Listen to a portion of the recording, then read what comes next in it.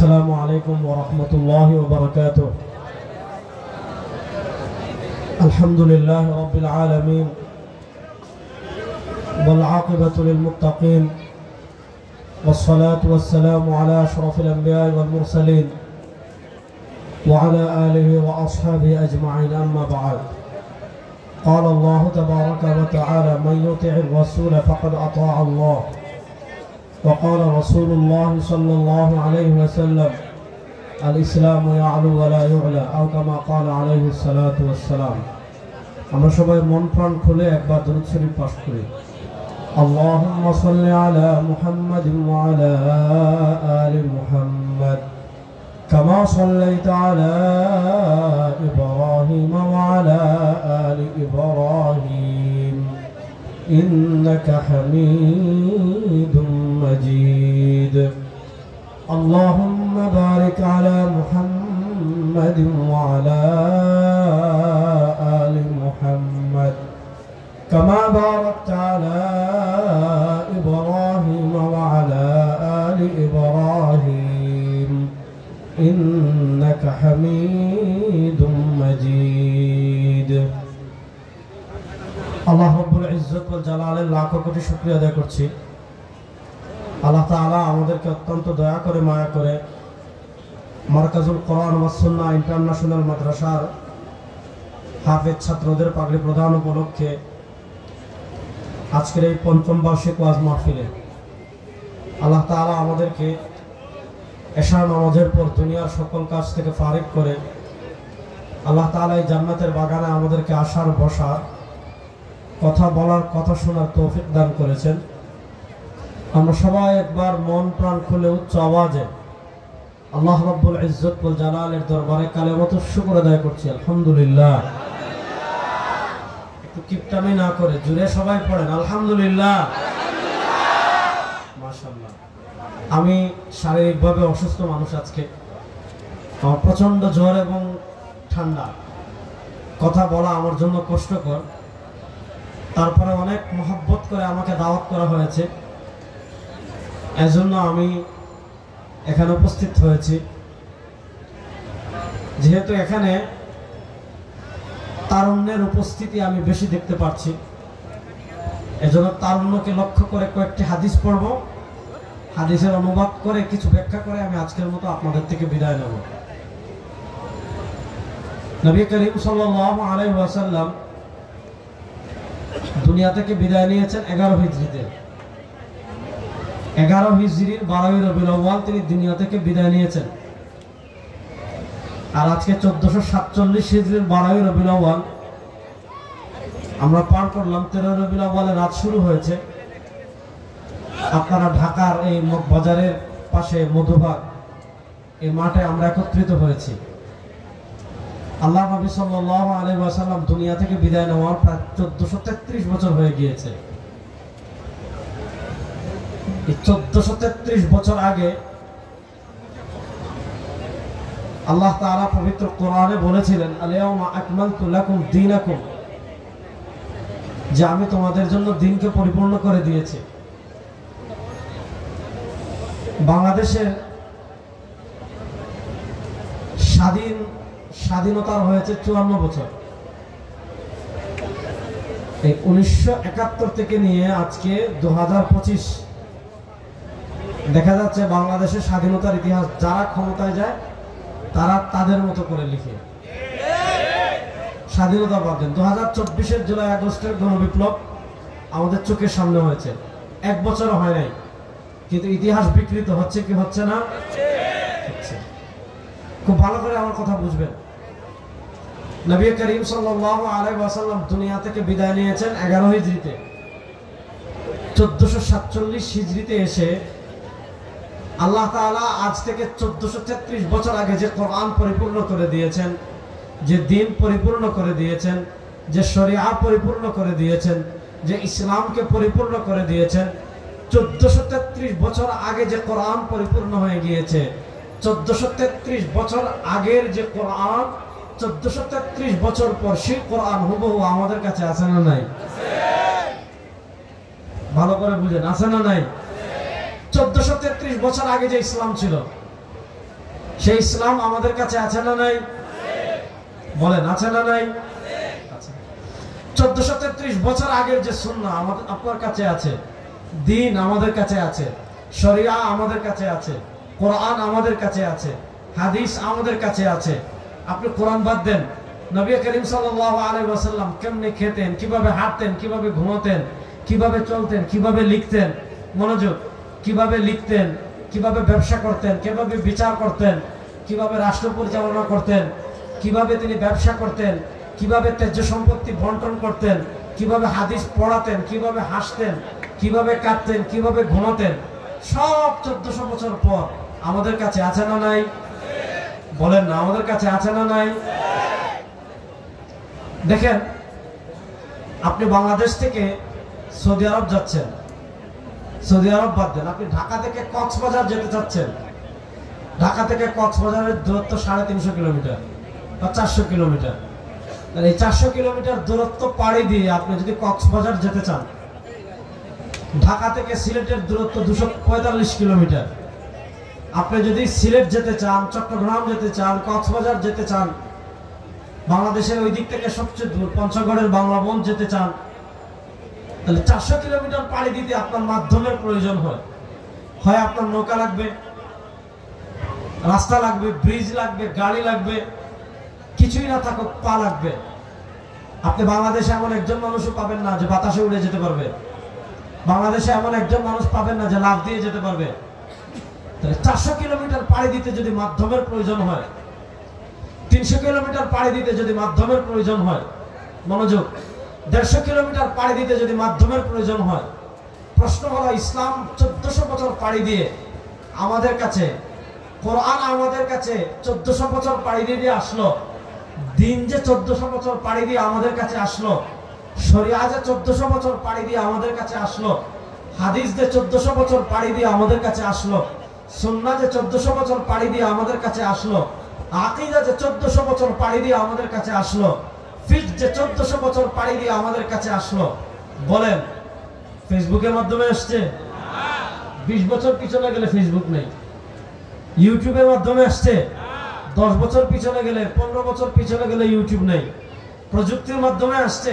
না, 100 বছর পিছনে গেলে ইউটিউব নেই। তাহলে প্রশ্ন হলো, প্রযুক্তির মাধ্যমে দিন আপনার কাছে আসে নাই, প্রযুক্তির মাধ্যমে শরিয়া আপনার কাছে আসে নাই, প্রযুক্তির মাধ্যমে ফিকহ আপনার কাছে আসে নাই। তাহলে প্রশ্ন হলো, 1400 বছর পাড়ি দিয়ে কোরআন আপনার কাছে কিভাবে আসছে? 1400 বছর পাড়ি দিয়ে দিন আপনার কাছে কিভাবে আসছে? 1400 বছর পাড়ি দিয়ে শরিয়া আপনার কাছে কিভাবে আসছে? হাদিসে আসছে, একাধিক কিতাবে হাদিস ইমাম মাউসিলি এনেছেন, ইমাম নুরুদ্দিন হাইসামি রাহিমাহুল্লাহ এনেছেন, আরো অসংখ্য গণিত ইমামে হাদিসকে বর্ণনা করেছেন এবং সনদের দিক থেকে হাদিস গ্রহণযোগ্য। নবী করিম সাল্লাল্লাহু আলাইহি ওয়াসাল্লাম বলেন, يحمل هذا العلم من كل خلف عدول ينفون عنه تحريف الغالين وانتحال المبطلين وتأويل الجاهلين।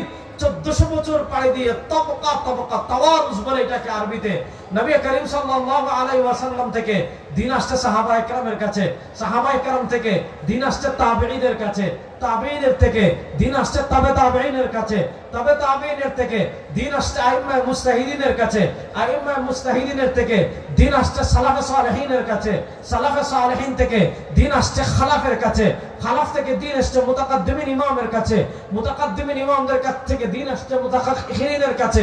এইভাবে 1400 বছরে পাড়ি দিয়ে যুগের পর যুগ, করণেন বাদা করণিন, একের পর এক যুগের পর আরেক যুগ, এক শতাব্দীর পর আরেক শতাব্দী, এভাবে 1400 বছর পাড়ি দিয়ে 1433 বছর পর কোরআন আপনার কাছে আসছে, দ্বীন আপনার কাছে আসছে, শরিয়া আপনার কাছে আসছে, ফিকহ আপনাদের কাছে আসছে, আকীদা আপনার কাছে আসছে, সুন্নাহ আপনার কাছে আসছে উলামায়ে কেরাম তথা আলেমদের মাধ্যমে। দেখেন, আমি আপনাদেরকে সহজ করে বলি, দেখেন আমাদের ইমামে আযম আবু হানিফা রাহিমাহুল্লাহ, তাকে বলা হয় সিরাজুল উম্মাহ। ইমাম শামসুদ্দিন আয-যাহাবী রাহিমাহুল্লাহ সিয়ারু আলামিন নুবালাতে তার জীবনী লিখেছেন। সিয়ারু আলামিন নুবালাতে ইমামে আযম আবু হানিফা রাহিমাহুল্লাহকে তিনি বলেছেন সিরাজুল উম্মাহ, এই উম্মাহর তিনি বাতি। ইমামে আযম আবু হানিফা রাহিমাহুল্লাহ, আমি একজনটা দেখাই তাহলে আপনারা বুঝবেন। ইমাম আযম আবু হানিফা রাহিমাহুল্লাহ দিন শিখেছেন কার কাছে? হাম্মাদ ইবনে আবি সুলাইমানের কাছে। হাম্মাদ ইবনে আবি সুলাইমান দিন শিখেছেন কার কাছে? ইব্রাহিম নাখাই রাহিমাহুল্লাহর কাছে। ইব্রাহিম নাখাই রাহিমাহুল্লাহ দিন শিখেছেন কার কাছে? হযরত আলকামা ইবনে ওয়াক্কাস আল-লাইসির কাছে। হযরত আলকামা দিন শিখেছেন কার কাছে? সাইয়্যিদুনা হযরত আব্দুল্লাহ ইবনে মাসউদ রাদিয়াল্লাহু তাআলার কাছে। হযরত আব্দুল্লাহ ইবনে মাসউদ রাদিয়াল্লাহু তাআলা দিন শিখেছেন কার কাছে? দু জাহানের বাদশা তাজদারে দু আলম জনাবে মুহাম্মদুর রাসূলুল্লাহ। এটাকে বলে ইলমের পরম্পরা। দেখেন নবী করিম সাল্লাল্লাহু আলাইহি ওয়াসাল্লাম থেকে দিন শিখেছেন এই উম্মার সবচেয়ে বড় ফকিহদের একজন, তিনি হলেন হযরত আব্দুল্লাহ ইবনে মাসউদ রাদিয়াল্লাহু তাআলা আনহু। হযরত আব্দুল্লাহ ইবনে মাসউদ রাদিয়াল্লাহু তাআলা আনহু এত বড় আলেম ছিলেন, তার ব্যাপারে ইতিহাসে বলা হয় কুনাইফুন মুলিয়া বিল ইলমি ওয়াল হিকমা। হযরত আব্দুল্লাহ ইবনে মাসউদ রাদিয়াল্লাহু তাআলা আনহু দেখতে খুব ছোটখাটো ছিলেন। আমাদের জাতীয় মসজিদ বাইতুল মুকাররমের খতিব আল্লামা আব্দুল মালিক হাফিজাহুল্লাহ দেখতে অনেক ছোট।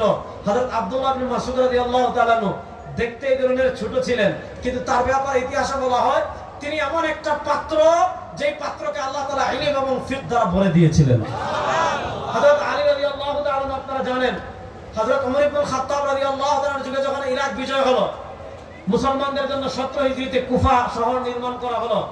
হযরত ওমর ইবনে খাত্তাব রাদিয়াল্লাহু তাআলা ইরাকের মানুষদেরকে দ্বীন শেখানোর জন্য হযরত আব্দুল্লাহ ইবনে মাসউদ রাদিয়াল্লাহু তাআলাকে 17 হিজরিতে কুফাতে পাঠালেন। মনোযোগ, 17 হিজরিতে তিনি কুফাতে পাঠালেন ইবনে মাসউদ রাদিয়াল্লাহু তাআলাকে।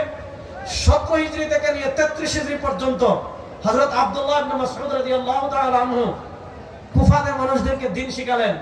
33 হিজরিতে তিনি কুফাতে ইন্তেকাল করলেন।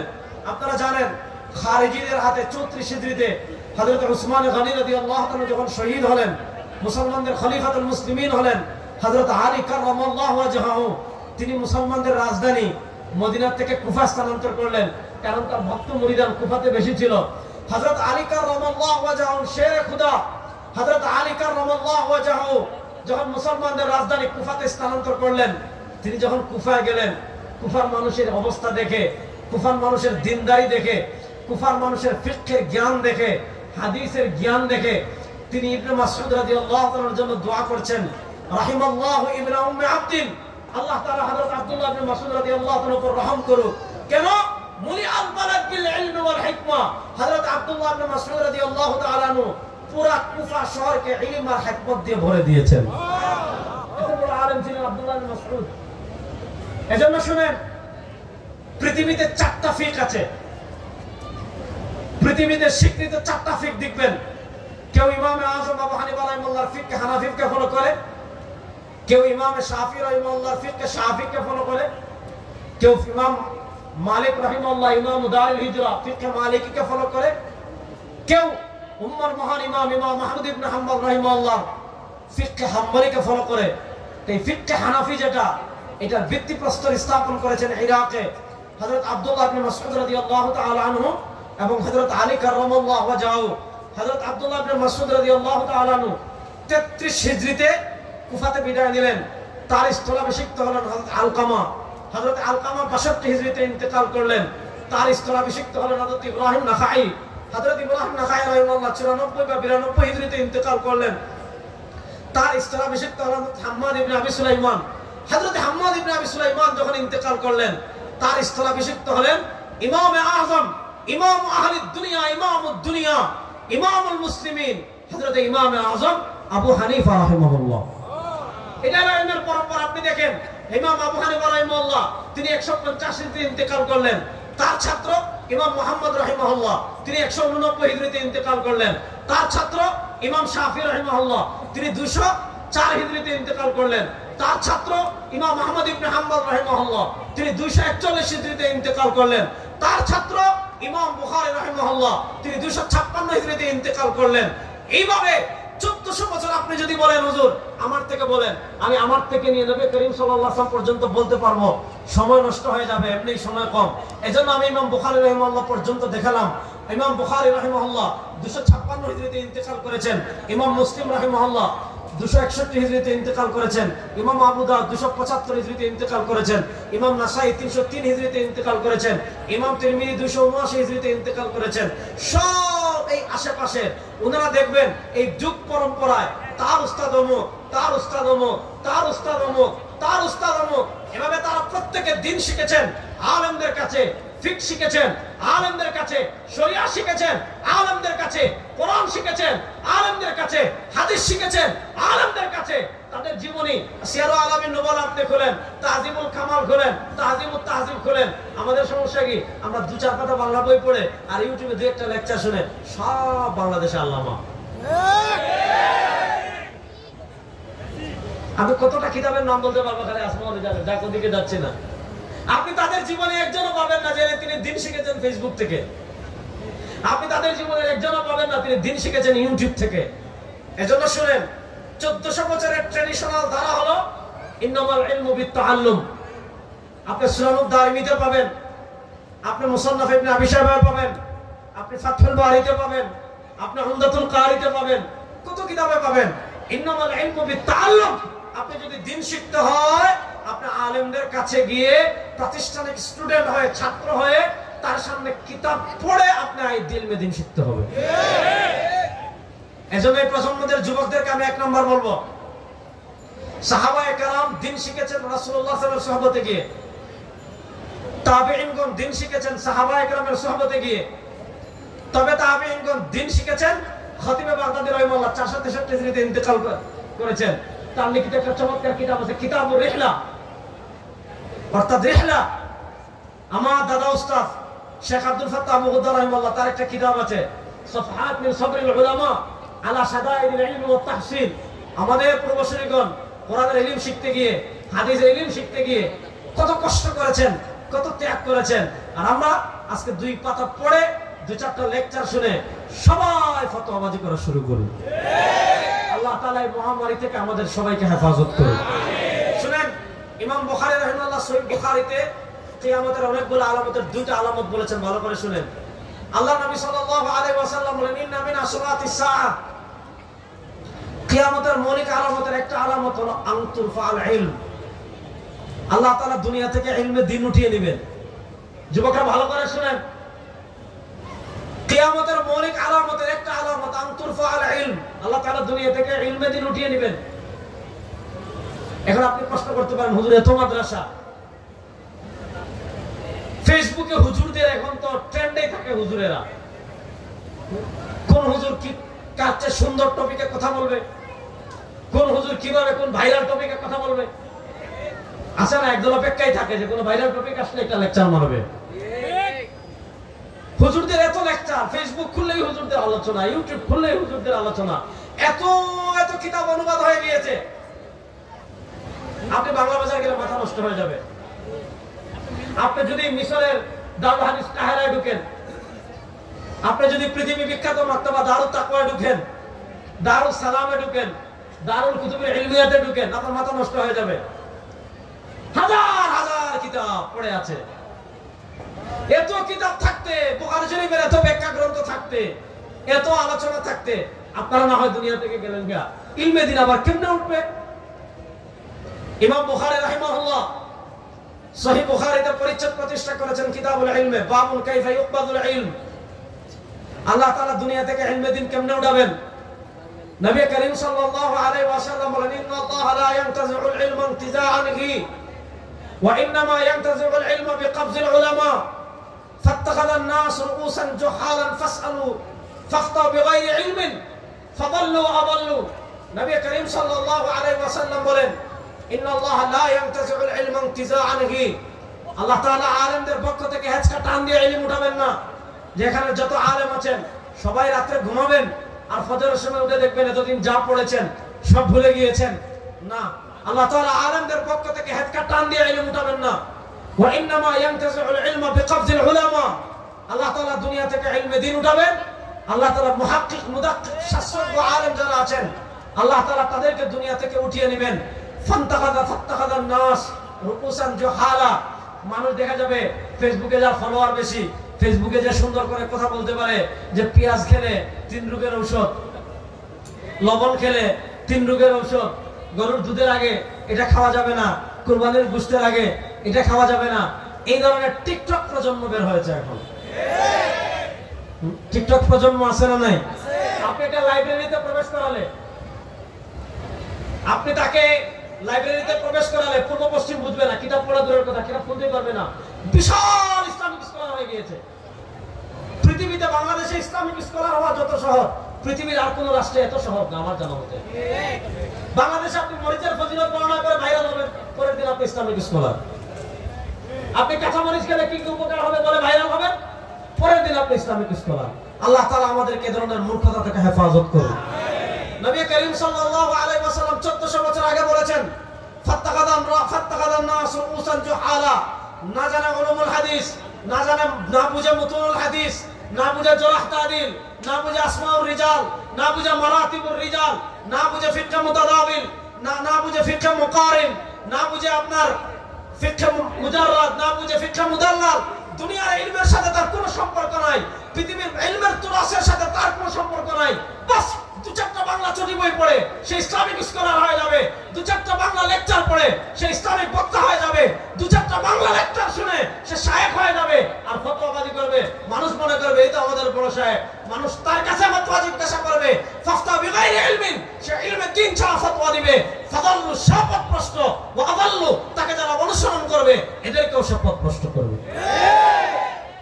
এজন্য ফিতনার যুগে আমি আমার তারুণ্যকে এক নম্বর যে কথা বলবো, আমি খুব বেশি সময় আপনাদের নষ্ট করব না, এক নম্বর যে কথা বলবো আপনাদেরকে, এই ফিতনার যুগে আপনার স্থানীয় শাস্ত্রজ্ঞ মুত্তাকি আল্লাহওয়ালা আলেম যারা আছেন তাদের সোহবতে যাবেন, তাদের থেকে দ্বীন শিখবেন, তাদের থেকে শরিয়া শিখবেন, তাদের থেকে দ্বীন এবং শরিয়া শিখে আমল করার চেষ্টা করবেন তো ইনশাআল্লাহ?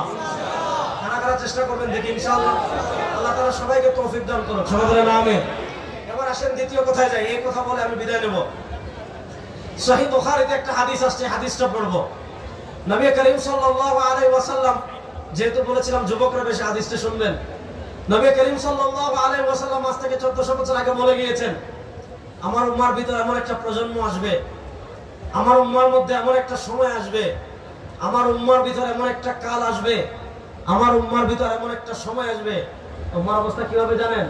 লা তাত্তাবিউন্না সুনানা মান কানা ক্বাবলাকুম শিবরাম বিশিবরিন ওয়া দিরাআম বিদিরাইন হাত্তা লাউ সালাকু ফি জুহরি যাব্বিন লাসালাকতুমু ক্বালু আহুমুল ইয়াহুদ ওয়ান নাসারা ক্বালা ফামান। নবী করিম সাল্লাল্লাহু আলাইহি ওয়াসাল্লাম বলেন, এই উম্মার উপর এমন এক সময় আসবে, লা তাত্তাবিউন্না সুনানা মান কানা ক্বাবলাকুম শিবরাম বিশিবরিন ওয়া দিরাআম বিদিরা। মুসলমান প্রত্যেকটা কদমে কদমে, মুসলমান প্রত্যেকটা কদমে কদমে, সব জায়গায়, হাঁটার ক্ষেত্রে, খাওয়ার ক্ষেত্রে, ঘুমানোর ক্ষেত্রে, পোশাকের ক্ষেত্রে, শিক্ষার ক্ষেত্রে, অর্থনীতির ক্ষেত্রে, বিচার ব্যবস্থার ক্ষেত্রে, রাজনীতির ক্ষেত্রে, সংবিধানের ক্ষেত্রে, রাষ্ট্র পরিচালনার ক্ষেত্রে, ঘর থেকে নিয়ে রাষ্ট্র পর্যন্ত এমন কোন সেক্টর থাকবে না, এমন কোন ক্ষেত্র বাকি থাকবে না, সব ক্ষেত্রে মুসলমান ইহুদি এবং খ্রিস্টানকে অনুসরণ করবে। নবী করিম সাল্লাল্লাহু আলাইহি ওয়াসাল্লাম বলেন, ইহুদি খ্রিস্টানরা যদি গুইসাপের গর্তে প্রবেশ করে, মুসলমানরাও গুইসাপের গর্তে প্রবেশ করবে। অর্থাৎ এটা বুঝিয়েছেন, গর্তে যে সাপ আছে মুসলমান এটা খেয়াল করবে না, গর্তে যে পায়খানা আছে মুসলমান এটা খেয়াল করবে না, গর্তে যে বাঘ আছে মুসলমান এটা খেয়াল করবে না। অর্থাৎ মুসলমানদের কিবলা তখন মদিনাওয়ালা থাকবেন না।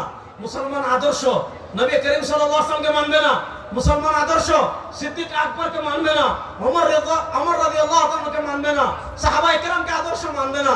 মুসলমানদের আদর্শ হয়ে যাবে, কারো আদর্শ হবে আমেরিকা, কারো আদর্শ হবে ভারত, কারো আদর্শ হবে রাশিয়া, কারো আদর্শ হবে গণতন্ত্র, কারো আদর্শ হবে সমাজতন্ত্র, কারো আদর্শ হবে ধর্মনিরপেক্ষতা।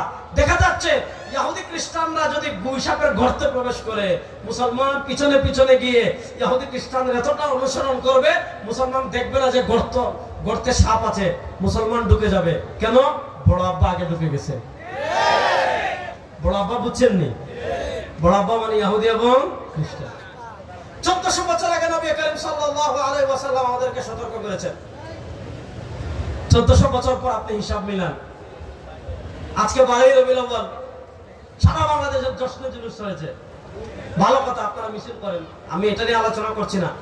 প্রশ্ন হলো, এই যে আজকে বাংলাদেশে বিশাল ঘটা করে জশ্নে জুলুস হলো, আপনি খেয়াল করেন এই পৃথিবীতে মুসলমানদের বয়স 1400 1433 বছর বললাম নবী করিম সাল্লাল্লাহু আলাইহি ওয়াসাল্লাম দুনিয়া থেকে যাওয়া। এই 1433 বছরে আজকে পৃথিবীতে মুসলমানদের 57টা কান্ট্রি আছে। মুসলমানদের অ্যাটম বোম আছে আমেরিকা, এই পাকিস্তানে। এত মুসলিম শাসক, এত মিসাইল, এত ট্যাঙ্ক, এত আপনার বলেন ড্রোন। প্রশ্ন হলো 57টা মুসলিম কান্ট্রি থাকতে, মুসলমানদের অ্যাটম বোম থাকতে, মুসলমানদের এত এত মিসাইল থাকতে, মুসলমানদের এত এত ড্রোন থাকতে আজকে কেন বায়তুল মাকদিস ইহুদিদের হাতে? আজকে কেন ফিলিস্তিনে আমার ভাই মাই খায়? আজকে কেন গাজা রক্তে ভেসে যাচ্ছে? আজকে কেন গাজা রক্তে ভেসে যাচ্ছে? আজকে কেন আয়াতে মুকাদ্দাসায় আমার ভাই জীবন দেয়? কারণ একটা, ওই 57টা মুসলিম রাষ্ট্রে ওই যে সকল গাদ্দাররা শাসক ক্ষমতায় বসে আছে, এরা নামে মুসলমান, ওদের কিবলা মুসলমানদের মদিনা না, ওরা কিবলা বানিয়েছে আমেরিকা এবং ইসরায়েলকে।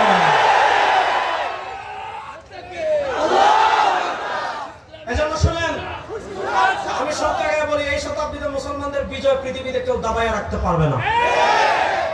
হিসাব খুব সহজ।